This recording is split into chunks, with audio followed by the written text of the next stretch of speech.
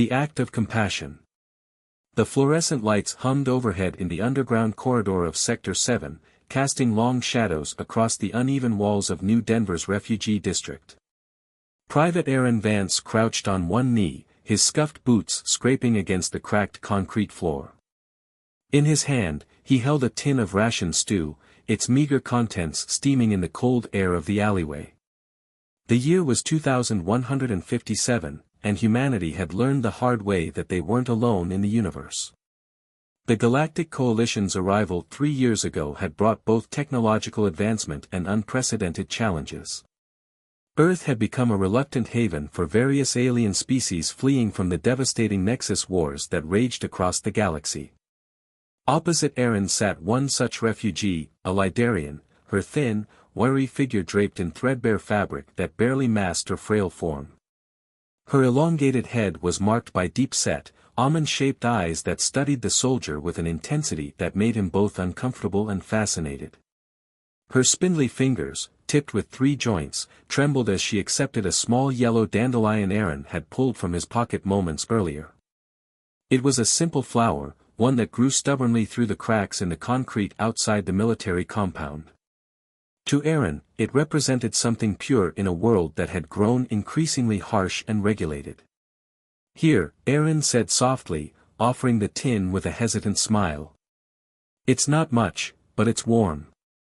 The Lidarian's black eyes reflected the flickering light above as if capturing the entire scene in her gaze. Slowly, she reached out, her hand trembling but deliberate, and took the tin, holding it like something sacred. Aaron watched as she dipped the flour into the stew, tasting it with what appeared to be reverence. In that quiet exchange, there was no need for words. The gesture spoke for itself, a bridge between two beings from worlds apart. The sound of boots on concrete shattered the moment. Aaron tensed as 2 shadowy figures emerged at the far end of the corridor, their silhouettes backlit by the dim glow of emergency lights. He recognized the uniforms instantly, Earth Coalition enforcers, clad in heavy armor with reflective visors obscuring their faces. Their rifles were slung low but ready, their posture unmistakably hostile. "Private Vance," one of them barked, their voice amplified by the helmet's comm system. "Step away from the subject immediately." Aaron rose slowly, his hands raised to show he meant no harm. The Lidarian flinched, shrinking back into the shadows, clutching the tin to her chest like a lifeline. Aaron's jaw tightened as he stood between the enforcers and the creature. "She's starving," he said, his voice firm but calm. "I was just. You were just violating Article 7 of the Coalition Code," the enforcer snapped. "No unauthorized interaction with off-world species. You know the protocol." Aaron's eyes flickered to the Lidarian, whose fragile form seemed to shrink even further. He felt a surge of anger rise in his chest. Protocol. The word tasted bitter on his tongue. Protocol didn't account for compassion, for the desperate look in the creature's eyes when he'd first stumbled upon her in this desolate corner of the refugee sector. "Look at her," Aaron said, his voice rising despite himself. "She's not a threat. She's just trying to survive." "Step aside, soldier," the second enforcer said, raising his weapon slightly. "This is your last warning." Aaron's fists clenched at his sides, but he knew better than to push further. Slowly, he stepped back, his eyes locked on the Lidarian as the enforcers advanced. One of them reached out and yanked the tin from her grasp, spilling its contents onto the ground. The Lidarian let out a soft, mournful sound, a noise that cut through Aaron like a blade. "That's enough," Aaron shouted, stepping forward again. This time, the enforcers didn't hesitate. The butt of a rifle struck his stomach, knocking the wind out of him. He stumbled back, clutching his ribs as they hauled the Lidarian to her feet. She didn't resist, her movements sluggish as though she had already accepted whatever fate awaited her. As the enforcers dragged her away, Aaron sank to his knees, gasping for air. His mind raced, anger and shame boiling within him. He had done what he thought was right, but it wasn't enough. He had failed her. The tribunal was swift and merciless. Aaron stood before a panel of coalition officers, their faces grim and unyielding. The charges were read aloud: dereliction of duty, insubordination, unauthorized interaction with a non-terrestrial entity. Each word felt like a hammer blow, driving him further into the abyss. When the verdict came, he wasn't surprised: expulsion, dishonorable discharge, stripped of rank and all privileges. As the officers delivered their judgment, Aaron's mind wasn't on the consequences for himself. He could only think of the Lidarian, of the way her eyes had dimmed when they took her away. He was escorted off the base within the hour, his uniform replaced with civilian clothes. The streets outside were chaotic, filled with the noise of hovercrafts and the chatter of vendors hawking black market goods. Refugees crowded the alleyways, their faces hollow with despair. Aaron wandered aimlessly, his mind a haze of guilt and anger. 2 days passed in a blur. He spent the nights in dingy hostels, nursing cheap drinks and replaying the scene in the corridor over and over in his mind. He couldn't shake the image of her, the way she had clutched the tin, the way her eyes had silently pleaded for help. He had to know what happened to her. On the third day, Aaron found himself in the shadow of a massive rusted gate that marked the entrance to Sector C, the largest and most heavily guarded refugee zone on the planet. The air here was thick with the stench of overcrowding and decay. Guards patrolled the perimeter, their rifles gleaming in the dim light. As he studied the security patterns, a plan began to form in his mind. He might have lost his rank and privileges, but he still had his training, his skills, and most importantly, his conscience. The system had failed these refugees, failed her. Maybe it was time someone tried to change that. Aaron touched the pocket where he kept the matching dandelion to the one he'd given her. It had wilted now, but it reminded him of a simple truth: sometimes the smallest acts of kindness could spark the biggest changes. He didn't know it yet, but his decision to help one starving alien was about to set in motion events that would reshape the relationship between humans and aliens forever. In the gathering darkness, Aaron began to plan. He would find her, and this time, he wouldn't let protocol stand in the way of doing what was right. The galaxy might be vast and cold, but compassion, he believed, could bridge even the widest of gaps between stars: the underground network. The neon lights of New Denver's lower districts painted the rain-slicked streets in a kaleidoscope of colors. Aaron pulled his worn jacket tighter around his shoulders as he made his way through the crowded marketplace of Sector C's outer ring. 3 weeks had passed since his discharge, and he'd spent every moment learning the rhythms of the refugee zones. What he discovered horrified him. The refugee crisis wasn't just about overcrowding and limited resources, it was systematic oppression masked as bureaucratic necessity. The coalition's protective protocols were really control mechanisms, designed to keep the alien refugees dependent and isolated. Aaron ducked into a narrow alley as a patrol of enforcers passed by.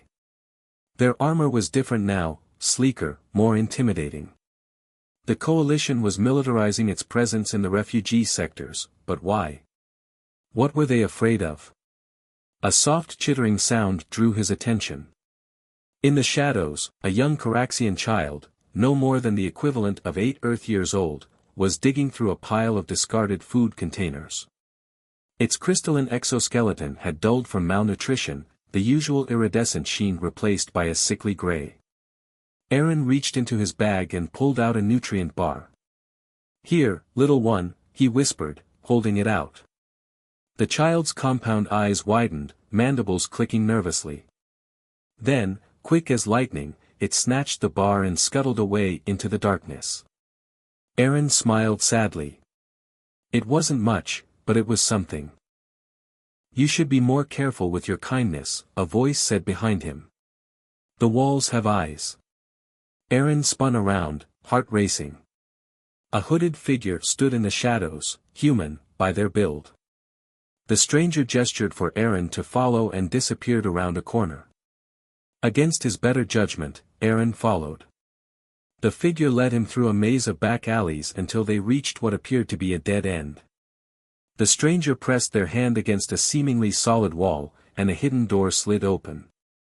Inside, the figure commanded. "Quickly." The room beyond was a stark contrast to the filthy alleyways outside. Clean, well-lit, and filled with advanced medical equipment. Several humans in plain clothes moved between beds where alien refugees lay receiving treatment. In one corner, a Lidarian mother cradled her child while a doctor administered what looked like a vaccine. The hooded figure pulled back their hood, revealing a woman in her 50s with steel-gray hair and sharp eyes. "I'm Dr. Sarah Chen," she said. "Former Coalition medical officer, current traitor to humanity, if you believe the official charges." "Aaron Vance," he replied. "Former. Private first class, dishonorably discharged for helping a Lidarian refugee," Sarah finished. "We know who you are, Aaron. We've been watching you since your discharge. Not many ex-military show interest in the refugee sectors unless they're looking for work as enforcers. Fewer still give away their food to starving alien children." Aaron's mind raced. "This place, what is it?" "We call it Haven," Sarah explained, leading him deeper into the facility. "One of several underground medical centers we operate throughout the sectors. The Coalition provides bare minimum care to the refugees, just enough to prevent mass deaths that might attract interstellar attention. We provide real medical care, proper nutrition, and most importantly, hope." They stopped at a large window overlooking what appeared to be a classroom.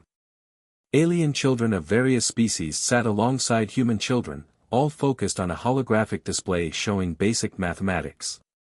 "The Coalition's isolation protocols aren't about protecting Earth from alien diseases or cultural contamination," Sarah continued. "They're about preventing this, meaningful connection, understanding, integration. They're afraid of what happens when we stop seeing them as aliens and start seeing them as people." "Why are you showing me this?" Aaron asked, though he already suspected the answer. "Because you're like us, Aaron. You saw someone suffering and chose to help, regardless of species or protocol. We need people like you. The situation is getting worse. The Coalition is planning something big, something that could devastate the refugee population." She handed him a data chip. "This contains evidence of experimental weapons testing in the outer sectors. Biological agents designed to target specific alien physiologies. They're preparing for what they call a final solution to the refugee crisis." Aaron felt sick. How did you get this?" "We have allies within the Coalition, people who, like us, haven't forgotten their humanity. But we need more help." "The Lidarian you tried to help?" "Her name is Lyra. She's part of our network now, helping us coordinate with other refugee groups. She speaks of you often." Aaron's heart jumped. "She's alive. She's safe." Sarah smiled. "Would you like to see her?" Before Aaron could answer, alarms began blaring throughout the facility.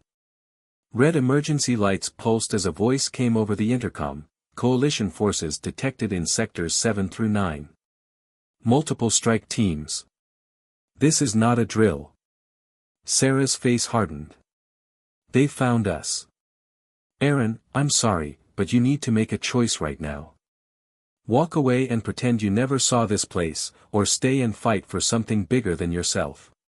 Either way, you need to decide fast." Aaron thought of the Lidarian, Lyra, and the way she had shared her food even when she had nothing. He thought of the Caraxian child in the alley, and all the others like them. He thought of his own comfortable life in the military, how easy it had been to ignore the suffering around him until it was right in front of his face. "What do you need me to do?" he asked. Sarah's smile was grim but approving.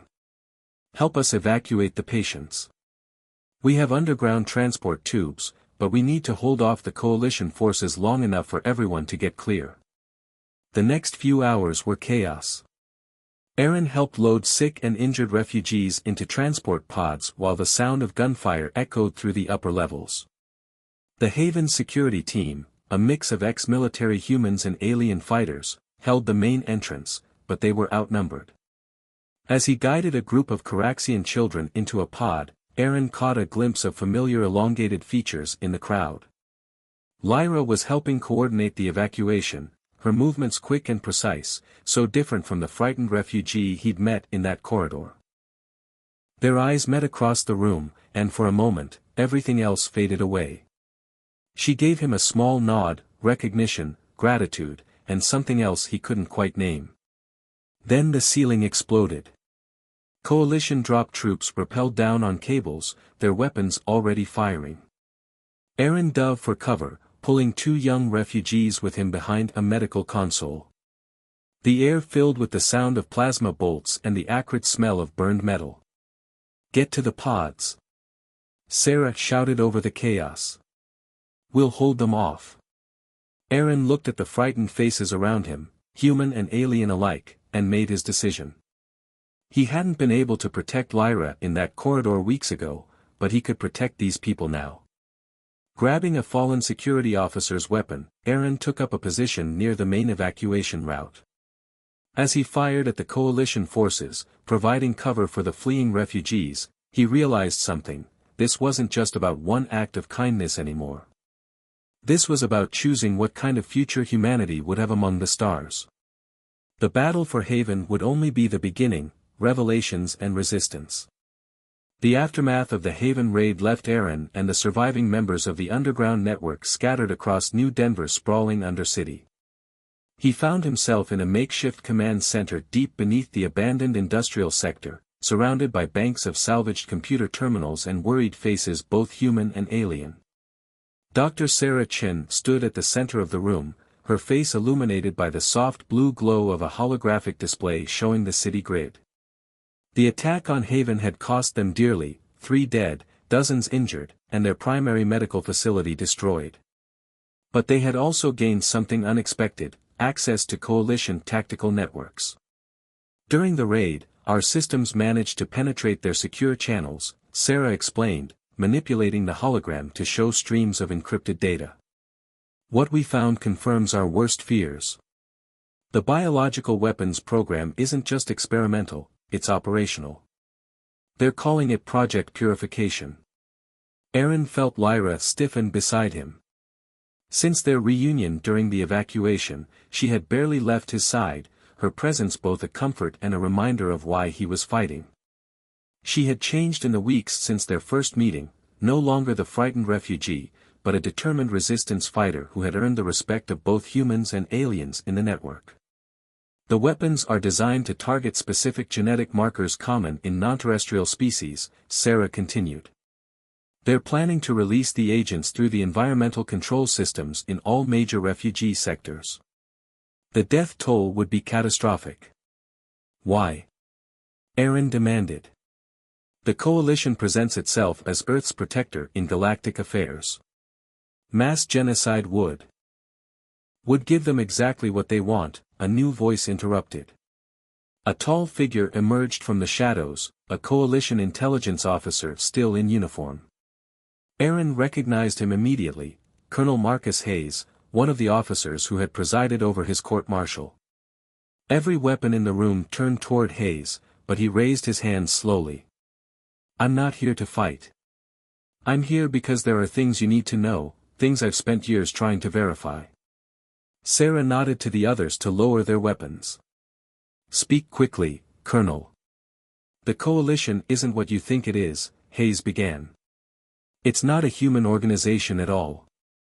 It's a front for something much older and more sinister.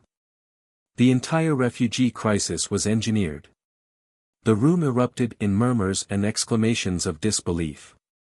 Hayes continued, his voice cutting through the noise, "Think about it. Why would dozens of alien species suddenly flee to Earth, a relatively primitive planet on the galactic scale? The Nexus wars that supposedly drove them here, have any of you ever seen actual evidence of these conflicts?"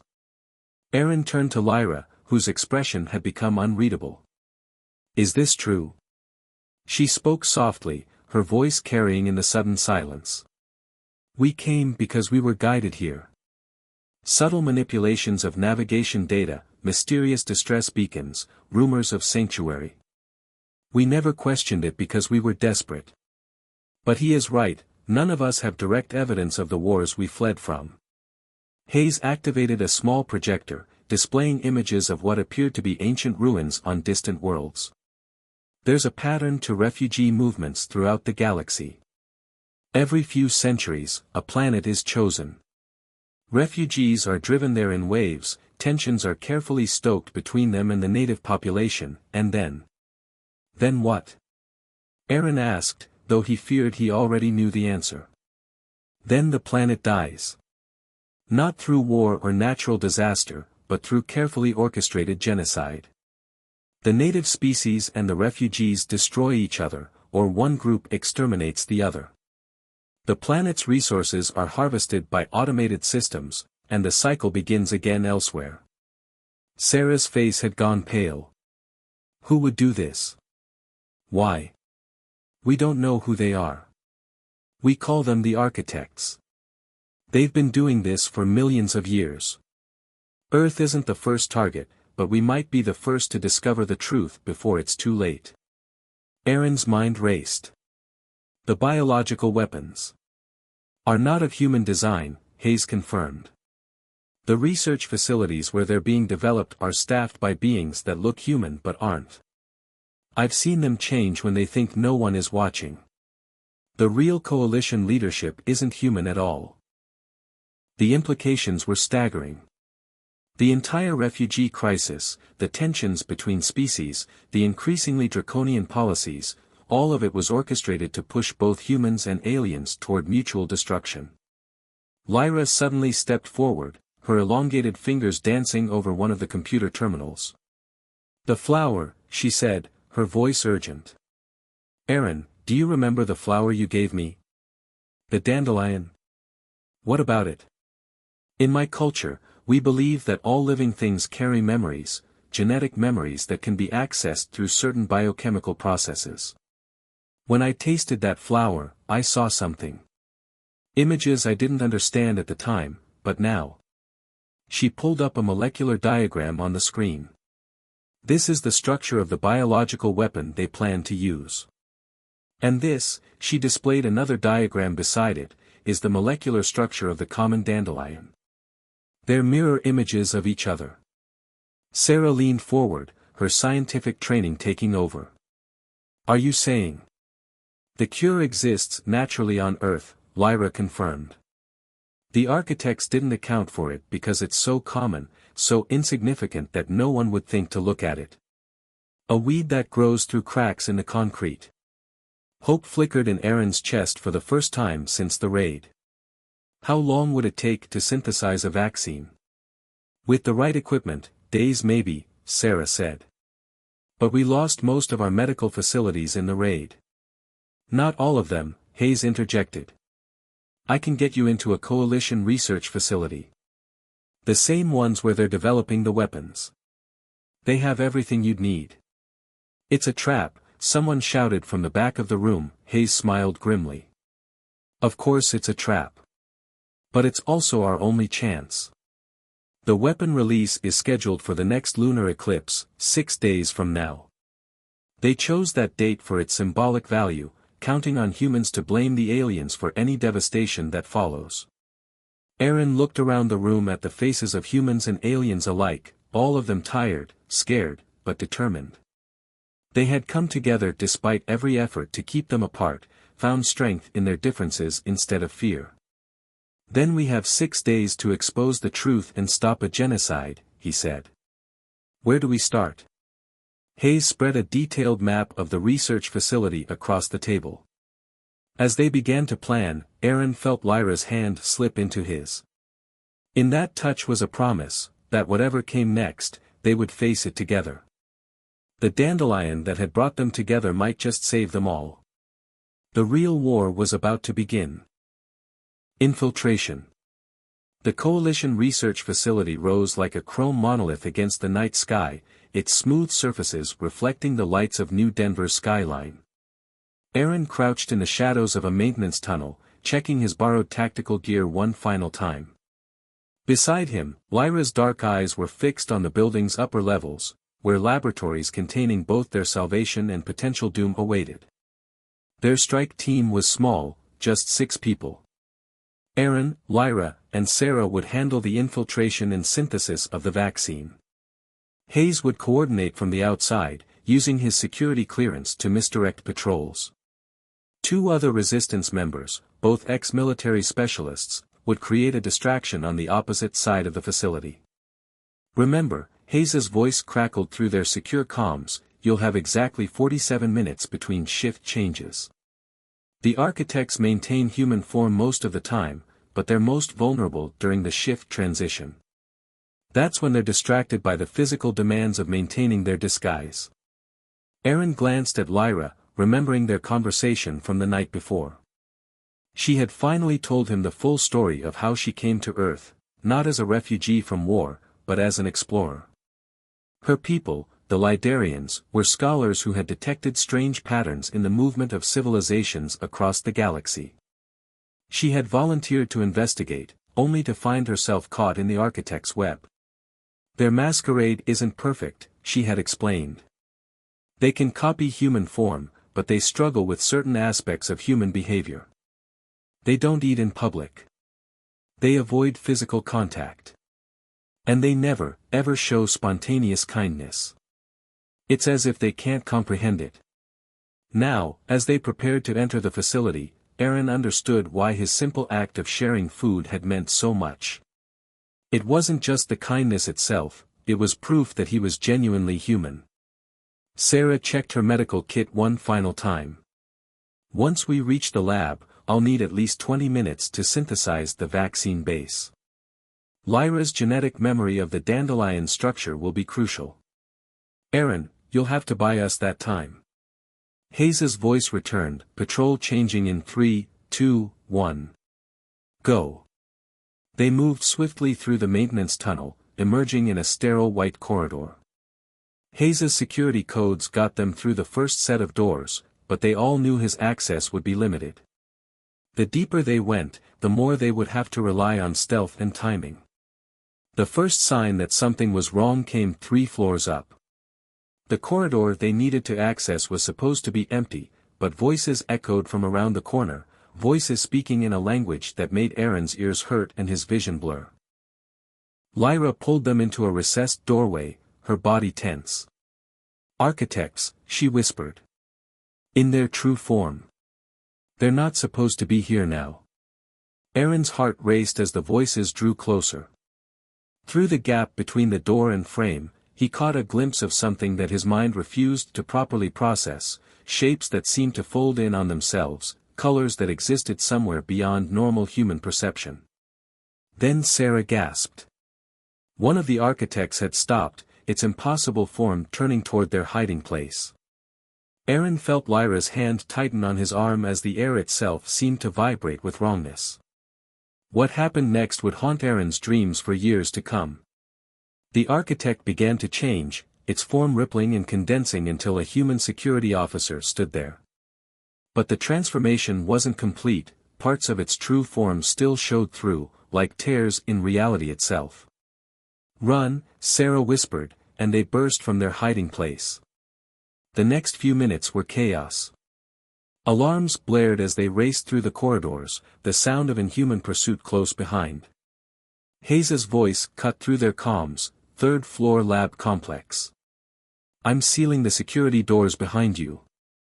They crashed through a set of double doors into a vast laboratory space. Sarah immediately ran to the nearest workstation, her fingers flying over the controls. I need 5 minutes, she shouted. Just 5 minutes. Aaron and Lyra took up defensive positions at the 2 entrances. The sounds of pursuit grew closer, punctuated by that reality-bending language that made Aaron's head spin. Hayes. Aaron shouted into his comm, we need options. Working on it. But, wait, something's happening in the building's lower levels. Some kind of energy surge. Lyra suddenly straightened, her eyes wide. They're not just coming for us, she said. They're starting the purge early. They know we've discovered the truth about the dandelions. Through the laboratory windows, Aaron could see strange lights beginning to pulse throughout the city. The environmental control systems were activating ahead of schedule. "Sarah," he called out. "Almost there. The base compound is synthesizing, but we need something to accelerate the process." She looked up, her eyes landing on Lyra. "Your genetic memory. If we could somehow incorporate it directly into the formula." Lyra was already moving. "My people don't just carry memories in our minds," she explained, reaching the workstation. "Every cell in our bodies holds them. My blood, combined with the base compound." "No." Aaron started forward. "The amount of blood you'd need to affect that much of the compound." Lyra met his eyes, and in that moment, he saw the same quiet determination she'd shown in that first meeting, when she'd shared her meager food with others despite her own hunger. "Sometimes the smallest acts of kindness have the biggest ripples," she said softly. "You taught me that." Before anyone could stop her, she plunged her hand into the synthesizer's input chamber. Her blood, iridescent in the laboratory lights, began to flow into the mixture. The doors burst open. Architects in both human and partially transformed states poured in. Aaron opened fire, knowing his weapons would do little more than slow them down. "Sarah. How much longer?" 30 seconds. "But the distribution system, we have no way to get it into the environmental controls in time." Hayes's voice crackled through the chaos. "Yes, we do. The same systems they're using to distribute the weapon. I can reverse the flow. But I'll need to do it from the main control room." "You'll be exposed," Aaron warned. "Already am. They know what I am. Just, make it count." The synthesizer chimed. The vaccine was ready. Sarah loaded the compound into a distribution capsule just as the first architect reached their position. Aaron fired his last rounds, buying her the precious seconds needed to seal the container. "Hayes, now!" Sarah shouted. Through the windows, they could see the strange lights in the city changing color, shifting from sickly green to a soft blue as the vaccine was distributed through the same network meant to carry the weapon. The architects screamed, a sound that existed in dimensions beyond human comprehension. Their forms began to shift and twist more violently, as if they were losing control of their ability to maintain coherent shape. "Their connection to this reality," Lyra gasped, her voice weak from blood loss. "It's destabilizing. The vaccine, it doesn't just protect against their weapon. It's making it impossible for them to maintain their presence here." Aaron held her as the architects began to fade from view, their forms collapsing in on themselves until they vanished entirely. Throughout the city, the same scene was playing out as the hidden infiltrators lost their ability to exist in Earth's dimension. But victory had come at a terrible price. Lyra's skin was growing cold, her breathing shallow. "Stay with me," Aaron pleaded. "We won. We can get you help." She smiled that same small, gentle smile she'd given him in the corridor so long ago. "It was worth it," she whispered. "To show both our peoples that kindness is the most powerful force in the universe. It breaks down all barriers, even between stars." As her eyes closed, Aaron held her tighter, his tears falling onto her face. But then something strange began to happen. Where his tears met her skin, a soft light began to glow. Sarah gasped. "The dandelion compound, it's still in your system from when you helped develop the vaccine. And her genetic memory is still active on a cellular level. Aaron, keep holding her." The light grew stronger, spreading through Lyra's body like starlight through clouds. Her chest rose with a sudden, deep breath. The real war was over. The war of barriers and hatred the architects had tried to create had been defeated not by weapons or violence, but by the simplest of things, an act of kindness that grew into something more. As Lyra's eyes fluttered open, Aaron realized that their story wasn't ending. In many ways, it was just beginning. A new dawn. 5 years after the night that changed everything, Aaron stood at the window of his office in the newly established Interspecies Coalition headquarters. The view before him was nothing like the segregated, tension-filled city he'd known as a soldier. New Denver had been transformed, its architecture now a harmonious blend of human and alien design, its streets filled with beings of all species working and living together. Where the old refugee sectors had once stood, community centers and cultural exchange facilities now thrived. Parks dotted the cityscape, each one featuring the same yellow flowers that had started it all. Dandelions had become a symbol of unity across species, reminder that strength could be found in the most unexpected places. Still admiring the view? Lyra's voice came from behind him.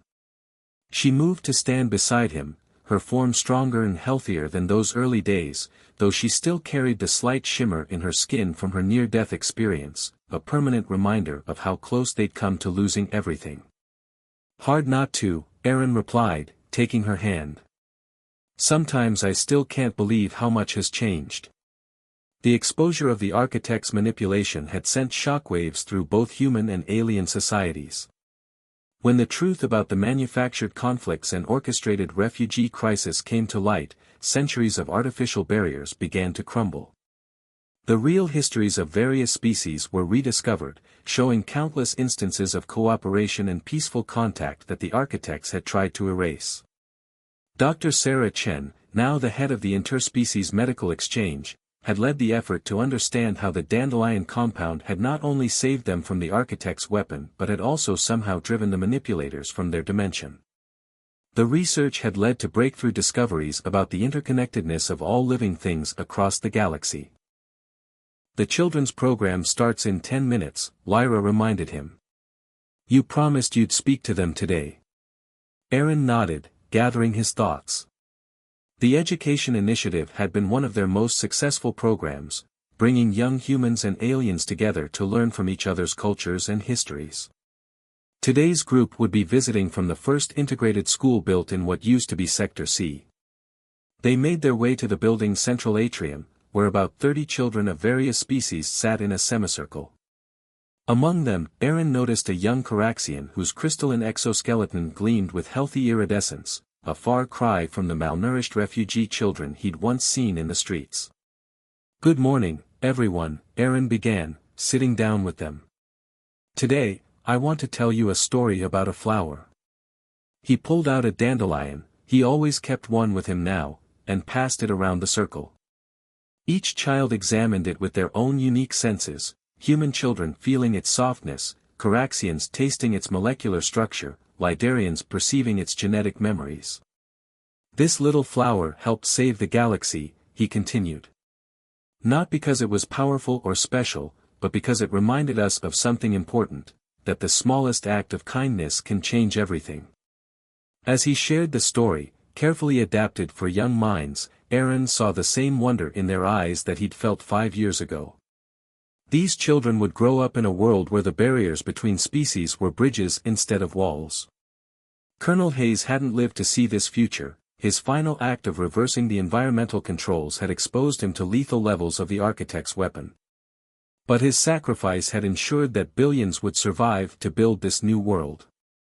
After the session, Aaron and Lyra walked through the memorial garden, where monuments honored those lost in the struggle against the architects. At its center stood a simple statue, a human hand offering a dandelion to an alien hand.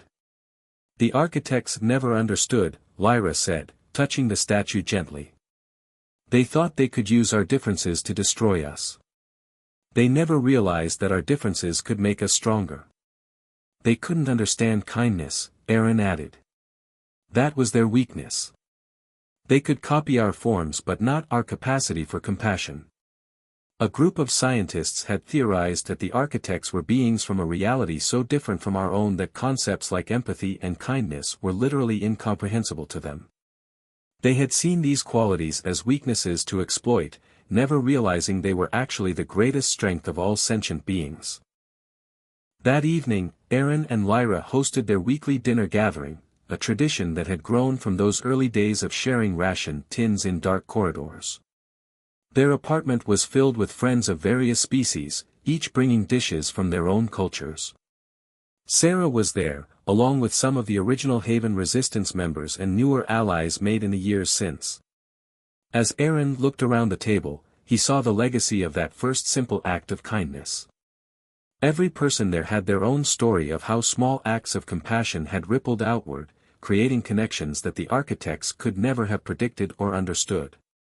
To the future, someone proposed a toast. To kindness, Lyra added, raising her glass.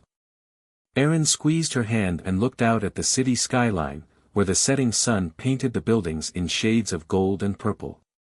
Somewhere out there, another soldier might be offering food to a hungry refugee, another doctor might be treating a patient regardless of their species, another child might be making a friend across the boundaries of biology and culture.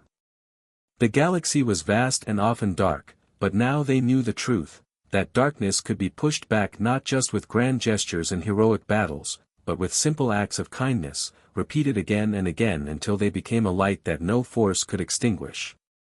As night fell over New Denver, thousands of dandelions swayed in the gentle breeze, their seeds catching the last rays of sunlight as they drifted upward, carrying the promise of new growth, new connections, and new hope to all who would receive them. Through the window, the first stars began to appear, no longer distant and unreachable, but bridges to new friends and new understanding. Humanity had found its place among them not through conquest or fear, but through the simplest and most powerful force in any universe, the courage to be kind. The end.